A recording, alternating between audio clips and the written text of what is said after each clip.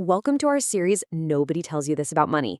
For our first explainer, we're jumping right into a paradox that honestly traps so many of us. You get a raise, you're earning more money, but somehow you don't feel any more financially secure. Sometimes you might even feel more pressure. So let's break down exactly why that happens. Let's just start with this hard truth, right here. This one sentence really gets to the heart of why so many of us feel like we're spinning our wheels even when our income is going up. See, it's never just about the number on your paycheck. It's all about the habits that come along for the ride. It's a really weird feeling, isn't it? I mean, on paper, you've made progress. You got that promotion, you landed a new client, your salary is bigger. You think to yourself, okay, this is going to change everything.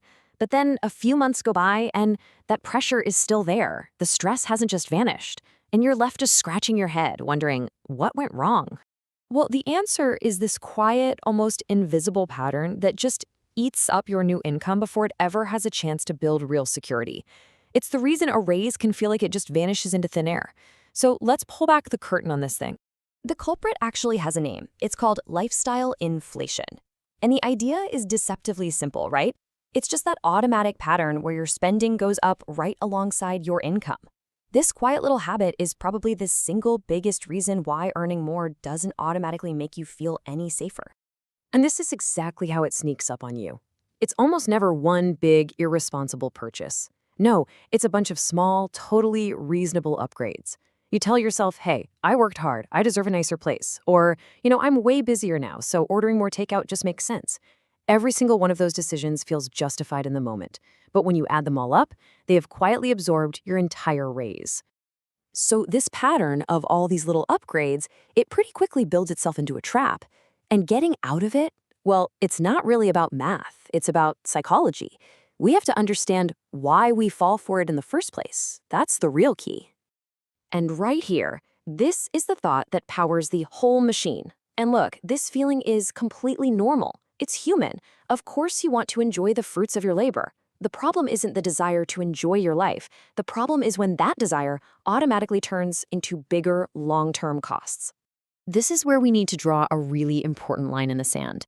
Going out for one-time celebration dinner, that's improving your life. But locking yourself into a brand new recurring car payment for the next 5 years, that's expanding your obligations. One is a reward. The other is a new financial cage that you just built for yourself. And this is what happens. Once your baseline spending rises, your new income isn't building freedom anymore. It's just paying for the maintenance of a more expensive life. You're basically just running faster and faster on the hamster wheel to stay in the exact same place. But why? Why does it feel so necessary to upgrade everything? Well, there's a really powerful psychological pull happening here. We want our external world, the things people see, to reflect our internal sense of progress. And that right there is the trap. We tend to focus on the things people can see, the visible signs of success. But real financial security, it's invisible. It's the margin in your bank account. It's the investment that's quietly growing in the background. It's the feeling of not stressing when an unexpected bill shows up. Peace doesn't come from a bigger car payment. It comes from having options. Okay, so how do we fix this? It all starts with a simple but really profound shift in your thinking. It all comes down to asking yourself a different question when that new money starts to roll in. This is the default question. This is what our brain automatically asks. We get a raise and we immediately start shopping. What bigger, better, newer thing can my paycheck handle now? This question, it's a direct path, a one-way ticket straight to lifestyle inflation. But what if you asked this instead? What can I protect now? This question just reframes everything. It completely shifts your focus from consumption to security.